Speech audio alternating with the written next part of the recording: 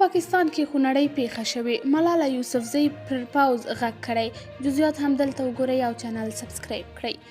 پاکستاني رسنیو نن پنجشنبه د تلې 21 نیټه راپور ورکړی چې د دغه هیواد په سند ایالت کې په یو بس موټر کې د اور لګېدنې له امله 19 کسان مړه شوي او 15 ټپیان دي. د رسنیو په راپورونو کې ویل شوي چې دغه بس موټر له کراچۍ څخه سند ته هغه سیلاب ځپلي بیرته خپلو سیمو ته لیږدول چې د سیلابونو پر مهال کراچۍ ښار ته بېځایه شوي وو. د ورکړل شویو راپورونو پر بنسټ بس موټر د سند ایالت د خیرپور ناتهن شاه سیمې ته روان و چې د لارې په اوږدو کې د موټر ایر کنډیشن اور اخیستی او یا د مرګ ژوبله یې رامنځته کړې ده. په ورته مهال سیمه کې یوه پولیس چارواکي رسنیو ته ویلي چې پیښه کې 19 کسان مړه شوي او 14 یې ماشومان دي. نوموړي همداراز زیاته کړې چې د اور لګېدنې له امله 15 کسان ټپیان شوي چې سیمه کې نږدې روغتون ته لیږدول شوي او دا مهال تر درملنې لاندې دي.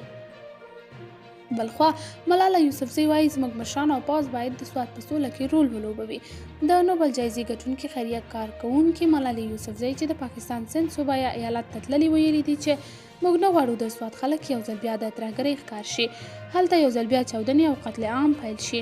زما هیله خو دا ده چې زموږ مشران، پوځي مشرتابه، هر څوک چې دي خپل رول ولوبوي او په سوات کې سوله او ثبات ټینګ وساتي.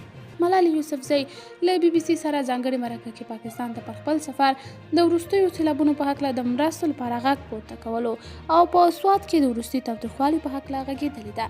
نوموړې یوې پوښتنې ته په ځواب کې وویل هغه څه مې چې واورېدل زما په پلرني ټاټوبي سوات کې د ماشومانو ښوونځي پر یوه ګاډي برید شوی، ډېره مایوسه شوم، یوه ډارونکی وضعیت دی. ملالۍ زیاته کړه چې د سوات خلک لا هم د تیر له پیښو د ځان سمبالولو هڅې کوي. د حکومت او مشرانو مسؤلیت دی چې هره ماشومه او ماشوم ځان خوندي محسوس کړي. قدرمنو کتونکو، تاسې د دې موضوع په هکله څه نظر لرئ؟ خپل نظریات را سره په کمنټ کې شریک، ویډیو لایک او چینل سبسکرایب کړئ.